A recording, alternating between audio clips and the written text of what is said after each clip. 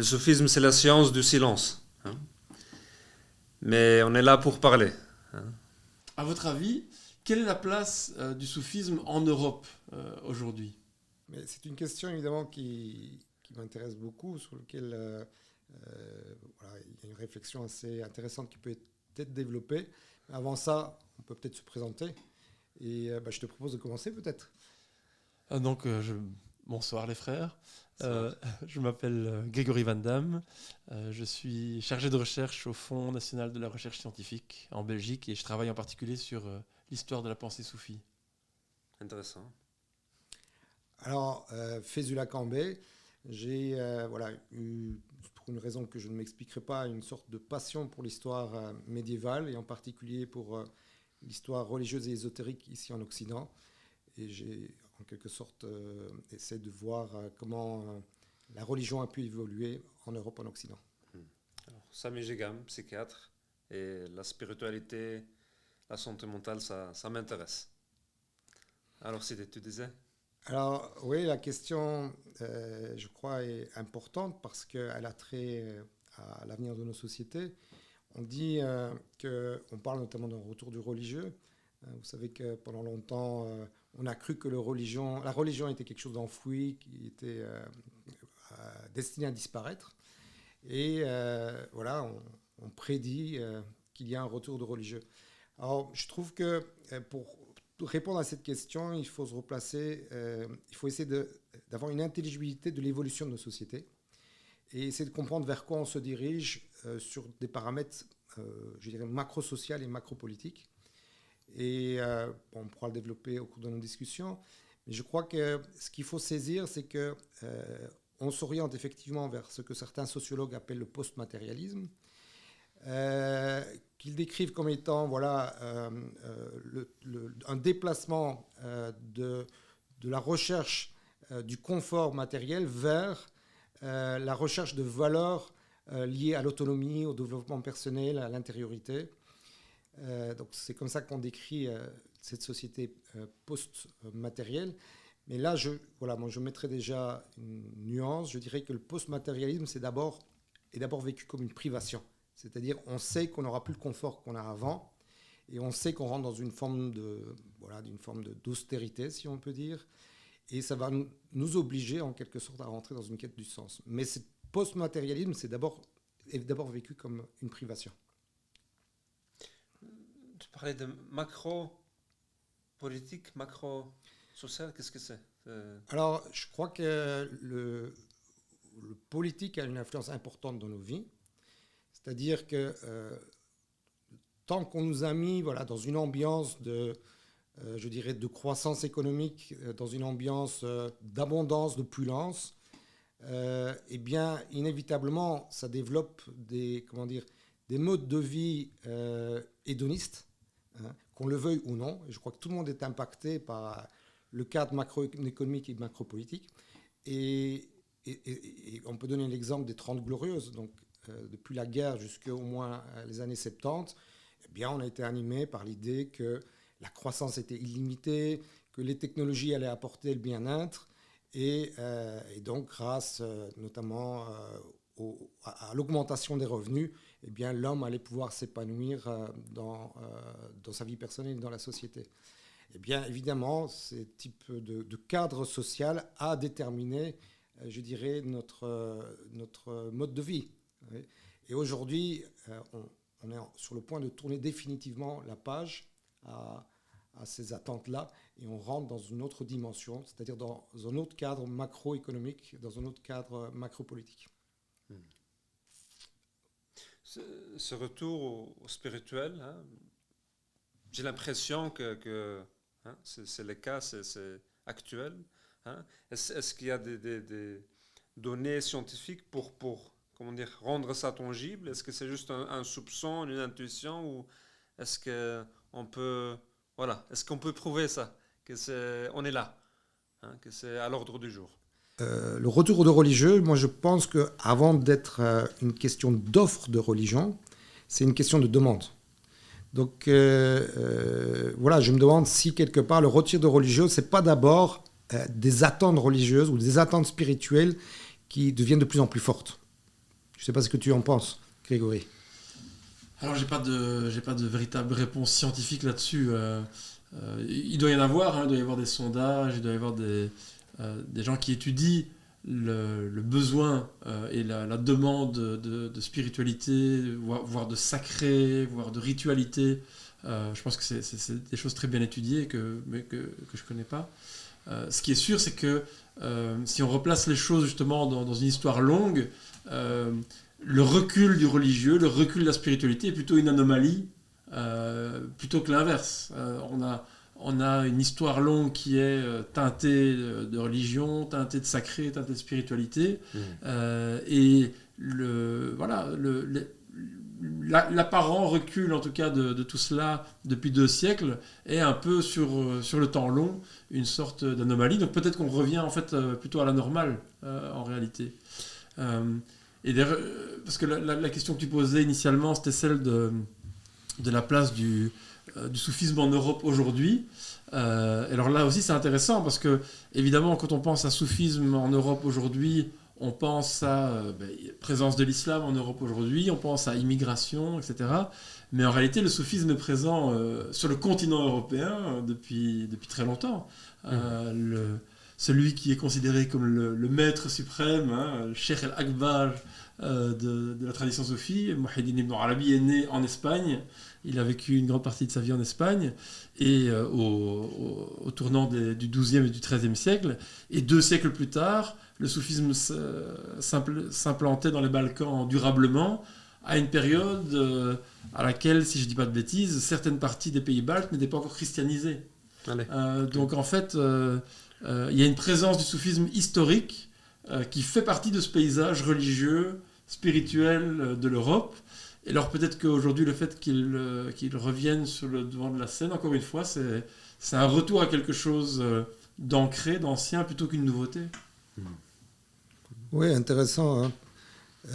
D'autant plus qu'Ibn Arabi se rattache à un contexte quand même culturellement particulier, puisqu'il a trait à l'Espagne musulmane et à tout la dimension de l'Andalousie, interculturalité, interreligiosité, l'importance de la philosophie, Averroès, etc. Et donc, c'est quand même, on peut se dire que peut-être l'éclosion du soufisme a lieu dans des contextes de diversité, peut-être. Hein. Le Balkan, c'est aussi, est marqué par la diversité. Et donc, il y a peut-être des conditions particulières qui sont propices à son développement. Et je trouve que c'est intéressant ce que tu dis, parce qu'on pourrait se dire que ces mêmes conditions, en une certaine mesure, sont là aujourd'hui. Conditions justement de diversité religieuse. Bon, aujourd'hui en Europe, il n'y a plus une religion dominante, il n'y a pas une religion d'État. Il y a une multiplicité de religions qui sont présentes dans le paysage social. Un exemple en Belgique, je ne sais pas si c'est encore fait ou c'est en cours de l'être, le bouddhisme devient une religion reconnue. C'est quand même pas rien, sachant que c'est une religion qui vient de l'Orient, voire de l'Extrême-Orient, et que après tout un voyage lié en partie à l'immigration, lié à des attentes nouvelles par rapport à la spiritualité, eh bien on en arrive à une pleine institutionnalisation d'une religion qui historiquement n'a pas de lien avec l'Europe. Et donc voilà, il y a un contexte qui est propice à une sorte d'ouverture aux spiritualités du monde, et sans doute que le soufisme bénéficie de cette ouverture pour son rayonnement et son développement dans le monde occidental, en Europe en particulier. Moi, je me demandais, toi, en tant que psychiatre, justement, est-ce que tu vois des fondements anthropologiques, psychologiques à ce besoin de spiritualité, ou est-ce qu'on doit plutôt le reléguer dans le culturel, voire l'identitaire, comme c'est parfois le cas aujourd'hui? Je pense que la spiritualité touche aux questions plus profondes de l'être humain. C'est une donnée anthropologique, comme tu dis. Je pense ça accompagne l'être humain dans toutes les époques, tous les endroits. Bien sûr, c'est quelque chose qui donne identité, hein, qui donne du sens. Mais voilà, je pense que c'est pas limité à ça. Maintenant, voilà, je vois souvent, on va dire, des gens en souffrance. Hein. Est-ce que, voilà, hein, l'époque d'avant, hein, où la spiritualité, hein, était plus présente, est-ce qu'alors on avait moins des soucis, des problèmes mentaux? C'est difficile à dire. Hein. En tout cas, moi, voilà, ça c'est une donnée scientifique, hein, que la spiritualité aide à la résilience, hein, et contribue à une meilleure santé mentale. Hein, on voit que quand même dans nos sociétés, il y a une fragilité, on peut dire, hein, des gens, la dépression, les addictions, l'angoisse, hein, c'est des problèmes où la spiritualité peut vraiment amener quelque chose. Et dans la clinique, on voit ça, que les gens, voilà, la réponse, souvent, hein, c'est de l'ordre spirituel, hein, dans un sens large, hein, voilà, de donner un sens à la vie, à sa propre vie, d'avoir une vision pour le futur, d'être en lien avec la société, avec l'autre, l'altérité. Alors, voilà, ça touche à beaucoup de choses. Oui, je sais pas si... Oui, ici, une petite précision évidemment, parce que le bouddhisme est reconnu comme une institution, un culte reconnu. On parle de la Belgique. Hein. Je ne sais pas comment c'est dans les autres pays. Mais alors, ce que je trouve intéressant dans ce que tu dis, c'est que, oui, c'est de dire, nous sommes dans une société anxiogène, où voilà, des situations de dépression, propices à des situations parfois de dépression mentale, et que les gens font le constat de certaines limites liées au mode de vie, hein, et que quelque part, voilà, ça fait naître un besoin spirituel. Alors, on pourrait considérer cette réflexion comme étant une critique, hein, du mode de vie à l'européenne ou du mode de vie occidental. Bon, la première nuance qu'il faut peut-être apporter par rapport à ça, c'est que ce mode de vie, aujourd'hui, il est mondial. Donc, il n'est pas propice ici à l'homme européen, qu'on aille en Chine, au Moyen-Orient ou ailleurs dans le monde. C'est ce mode de vie-là qui est prédominant. Alors, donc, ce n'est pas quelque chose qui est propre à l'Europe ou à l'Occident, c'est vraiment un phénomène mondial. Donc ça, c'est un premier constat. Et puis peut-être un deuxième constat, je crois que ces situations de détresse sont aussi liées à une des caractéristiques de l'homme d'aujourd'hui, c'est la solitude. C'est-à-dire que l'homme se trouve dans un état de... Même si parfois, évidemment, en apparence, on est inséré dans toutes sortes de réseaux d'interaction, mais fondamentalement, l'homme se trouve seul à devoir assumer quelque chose qui est profondément, je dirais, ancré en lui, c'est-à-dire le sens de son existence. Tout à fait. Et c'est quand cette dimension-là rentre en crise que les phénomènes de dépression, d'anxiété deviennent plus aigus. Et donc, et là, je pense que c'est ça qui marque peut-être plus particulièrement l'Europe et l'Occident, c'est la crise du sens. Voilà. Et ça, ce n'est pas nécessairement une critique. Je trouve que ça peut être un atout. Pourquoi un atout? Parce que c'est une opportunité pour se questionner sur l'identité collective. Voilà. Oui. Et je crois que c'est un atout européen. C'est qu'il est arrivé à ce stade-là. Je crois, hein, que ce retrait de spirituel, ça a rendu poreux, hein, le tissu social, on va dire, et les gens trouvent moins d'ancrage, hein, dans le rapport à l'autre. Et voilà, c'est une source de détresse, certainement. Oui, bien sûr. Bien sûr. Vous avez parlé d'anomalie, hein, tantôt. Qu'est-ce qui a causé cette anomalie, hein? Parfois, on parle voilà, on fait le lien avec enlightenment, comment dire ça? Les lumières. qu'est-ce que vous pensez de cette hypothèse? Est-ce que ça a à voir? D'où Les est-ce que ça lumières vient? philosophiques, Oui, les oui. lumières, oui. Oui, sans doute que ce que j'entendais par anomalie, c'est justement la mise à distance, voire la méfiance du sacré, du religieux, du spirituel. On voit quand même, dans l'histoire de l'humanité, on voit quand même une constante qui est ce rapport, encore une fois, au sacré, au spirituel.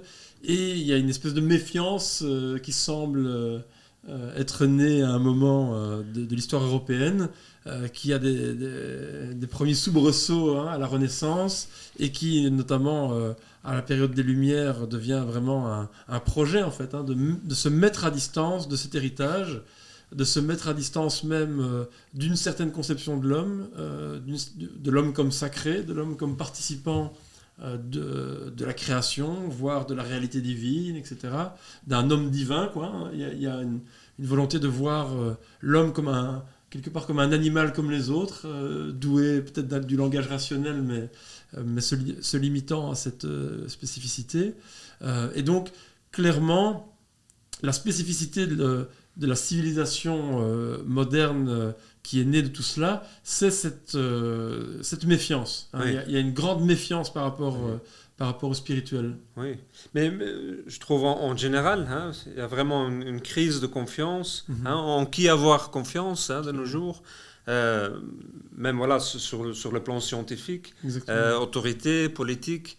Voilà, dans les écoles, je pense dans tous les domaines, il y a vraiment une crise de confiance. Alors c'est intéressant parce que dans les langues latines et en arabe, la foi est un synonyme de confiance. On a foi, le iman en arabe, c'est justement cette confiance que l'on a en la présence divine, en la prophétie, en la présence de ce qu'on appelle les saints, etc. Et c'est sans doute un élément constitutif d'une vie spirituelle. Cette confiance qui évidemment ne doit pas se transformer ni en dogmatisme, ni en certitude fermée, mais il s'agit bien d'éprouver une certaine confiance. Sur ce point-là, je trouve que l'histoire du fait religieux en Occident illustre assez bien l'évolution de la foi, l'évolution justement de cette confiance.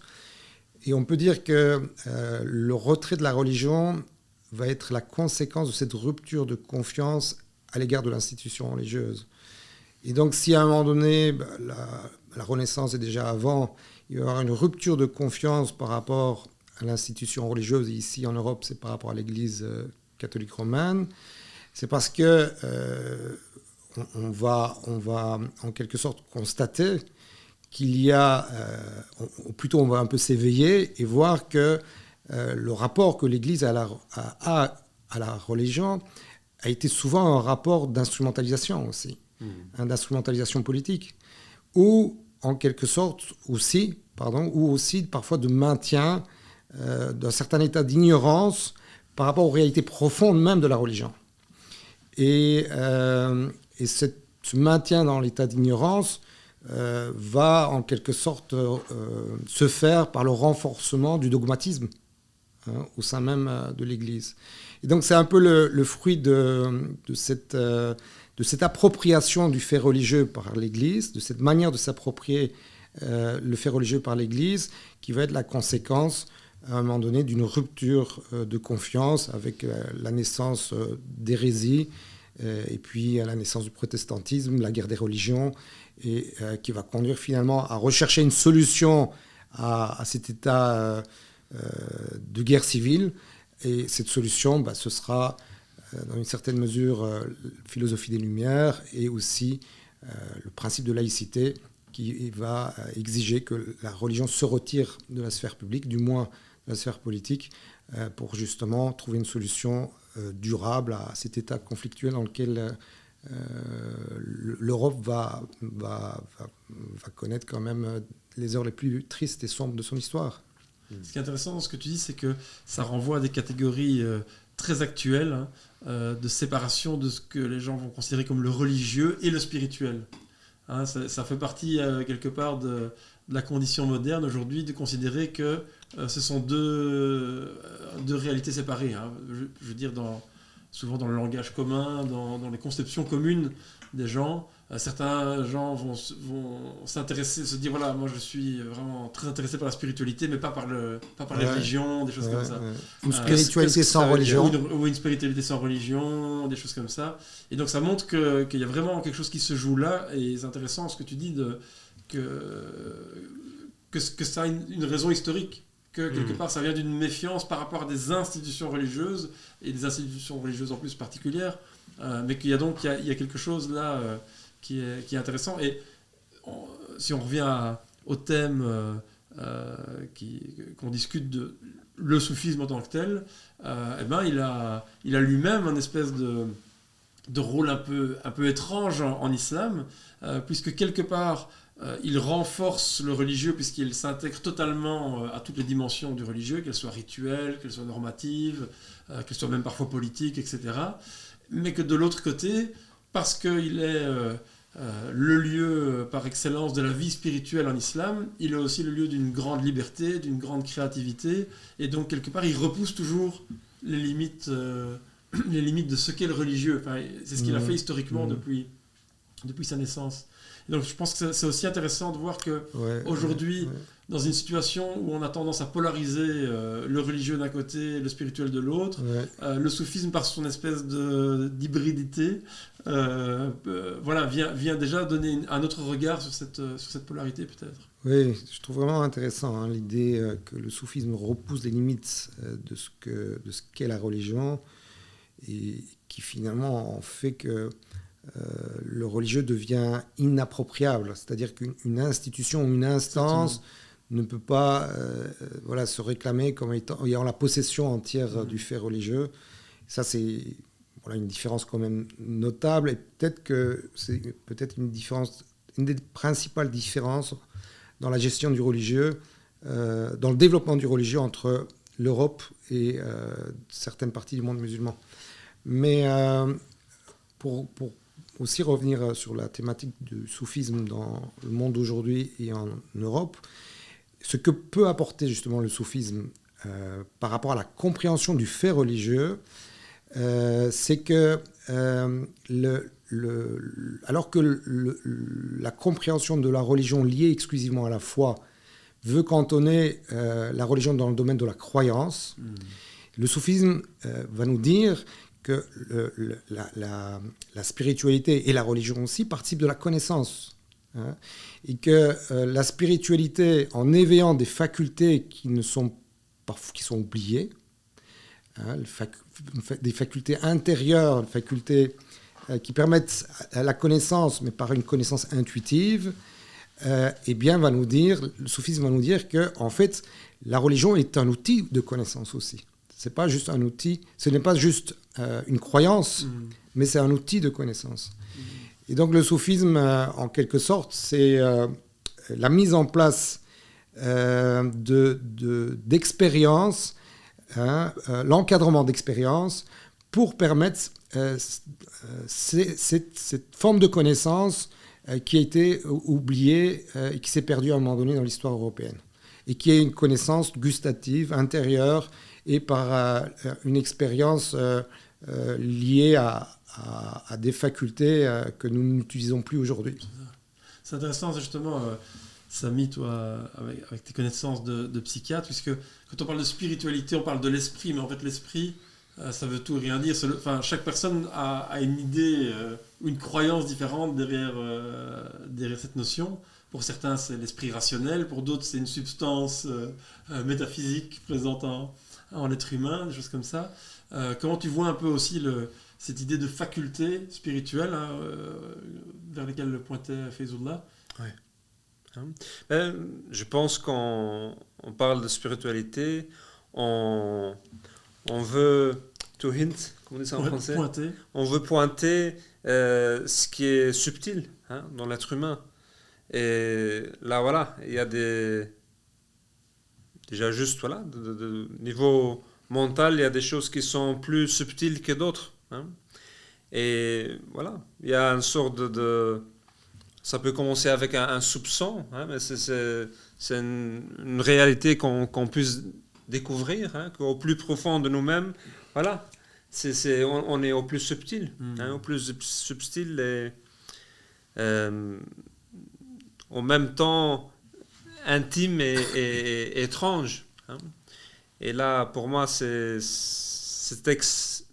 tout ce qui relève de l'expérience, hein, de cette intériorité subtile et en même temps une altérité. Voilà, pour moi, c'est spirituel, c'est de l'ordre spirituel. Et oui, justement, à ce propos, on peut donner l'exemple d'un concept soufi, plutôt d'un terme qui a une importance particulière dans la lexique soufi, c'est celui du cœur, hein, qalb. Et terme qu'on va traduire en français par le cœur, cette traduction est équivoque. Parce que quand on dit en français le cœur, ça renvoie à cette faculté, la faculté des sentiments. Or, dans le lexique soufi, le qalb ne renvoie pas aux sentiments, ne renvoie pas à l'idée d'émotion, c'est-à-dire cette source, ce lieu d'où émergent les émotions. Qalb, au contraire, il renvoie, c'est une instance, c'est une faculté de connaissance. Hein. C'est le lieu où est clos le savoir. Hein, je dirais les formes qui servent de support à ce savoir-là. Et là, je trouve ça extrêmement intéressant. Pourquoi ? Parce que ça montre que ça illustre en quelque sorte ce que peut apporter le soufisme à l'Occident. Ça illustre que le fait qu'on peut en quelque sorte apporter un complément aux exigences de rigueur et de rationalité scientifique que l'Occident souhaite que l'homme ait avec le réel. Et donc, le soufisme va dire, voilà, il y a dans l'expérience spirituelle intérieure, il y a là une matière qui ne va pas contre l'Occident, qui ne va pas contre les exigences de savoir de l'Occident, mais qui va venir le renforcer, hein, en permettant justement d'intérioriser tout le savoir, toutes les connaissances et tous les développements que permet la science au sens large. Et donc, ici, le soufisme rajoute en quelque sorte une source, hein, supplémentaire à la science et donc élargit en quelque sorte les possibilités de connaissance. Donc voilà, ça c'est une première remarque, une réflexion en complément de ce que tu disais et qui me vient à l'esprit. Bon, j'ai un autre élément sur lequel j'aurais voulu peut-être développer, mais là-dessus, je vous laisse d'abord, si vous avez une réflexion. Non, c'est intéressant parce qu'en effet, dans ce qu'on pourrait appeler la psychologie soufie, on a donc ces différentes facultés qui sont un peu des niveaux concentriques de ce qu'on appelle en langage moderne la conscience, en fait. Ouais. Hein. Et la conscience rationnelle étant juste une des dimensions de ces dimensions de l'esprit ou de la conscience. Et c'est vrai que dans la conception moderne, hein, notamment depuis les Lumières dont on parlait tout à l'heure, on a tendance à limiter la vie de l'esprit à cette vie rationnelle, analytique, dialectique, etc. Or, voilà, pour les soufis, il y a notamment cette intelligence du cœur, cette présence du cœur, et ça pose une question sur la nature même de ce qu'est l'intelligence. Et aujourd'hui, évidemment, on parle beaucoup, hein, de la nature d'intelligence en lien avec l'intelligence artificielle. Au final, est-ce que c'est vraiment une intelligence ou pas ? Il y a toutes les questions, évidemment, sur le fonctionnement interne à la boîte noire de l'intelligence artificielle qui dépasse, moi qui me dépasse personnellement et qui dépasse, je crois, beaucoup d'entre nous. Mais il y a quelque chose de très intéressant, c'est qu'est-ce que l'existence même de cet outil, de cette intelligence artificielle, renvoie de notre intelligence. Il y a un philosophe des sciences bien connu, hein, Étienne Klein, qui faisait cette remarque que je trouvais absolument lumineuse, puisqu'il disait, en fait, lorsqu'on utilise ChatGPT, pour ne pas le nommer, et que ChatGPT nous produit du texte, ou même à l'audio, avec une voix, nous donne des choses, lui ne comprend pas, parce qu'il n'a pas cette conscience, il n'a pas ce cœur. tout ce qu'il fait, c'est par mimétisme, par combinaison de données, etc. Donc il produit des choses, mais il n'en a pas conscience. La seule personne qui comprend quoi que ce soit, c'est l'être humain. Et donc même ce que l'intelligence artificielle donne, au final, ça n'a de sens, on revient à la question du sens, ça n'a de sens, ça n'a de réalité cognitive et spirituelle que pour l'être humain au final. Alors, peut-être, je crois, une deuxième dynamique ou caractéristique que le soufisme peut apporter aujourd'hui à la société européenne, en plus de compléter, je dirais, son appétit de savoir, c'est permettre et contribuer à l'homme à sortir de son isolement. C'est-à-dire que le soufisme, si on écoute ce que nous avons dit, on pourrait croire qu'en fait, c'est un rapport de l'homme à lui-même, dans une forme d'introspection qui se fait dans un état d'austérité ou d'isolement. Or, ce serait trompeur qu'on puisse nous donner cette idée du soufisme, parce qu'en réalité, le soufisme est quelque chose aussi d'extrêmement collectif, puisque toutes ces expériences, expérience du cœur, expérience du savoir, expérience des états spirituels, se font à travers une relation de compagnonnage. D'abord, un compagnonnage d'un disciple avec un maître, puisque le maître, au travers d'un savoir intuitif et d'un savoir métaphysique, si on peut dire, donne des orientations à son élève, mais aussi un compagnonnage dans le cadre de pratiques communes, de pratiques d'invocation et d'actions collectives, puisque aujourd'hui, il y a en quelque sorte une nécessité pour les milieux soufis, les confréries soufis, de faire preuve d'une grande ouverture pour aller au service de l'autre, pour aller au service des concitoyens. Et donc, cette dimension collective est extrêmement importante dans la démarche soufie et rencontre, je pense, vraiment un besoin vital de nos sociétés qui n'est pas contradictoire, je crois, avec un autre grand principe du soufisme qui est la quête du silence. Et là, peut-être, tu voudrais rajouter quelque chose? La quête du silence. Silence. Une des définitions du soufisme, c'est justement que le soufisme, c'est la science du silence. Et là, c'est un peu paradoxal, parce qu'on parle beaucoup, mais je pense que c'est une nécessité, vu qu'on a vu que le soufisme peut apporter, sur le plan individuel, mais aussi collectif, beaucoup de choses. Alors, je pense, on a touché beaucoup de choses et c'est important d'en parler, d'en reparler dans le futur. Oui, tout à fait d'accord. Merci. Merci à toi. Merci beaucoup. à vous. Merci à vous. C'était un grand plaisir.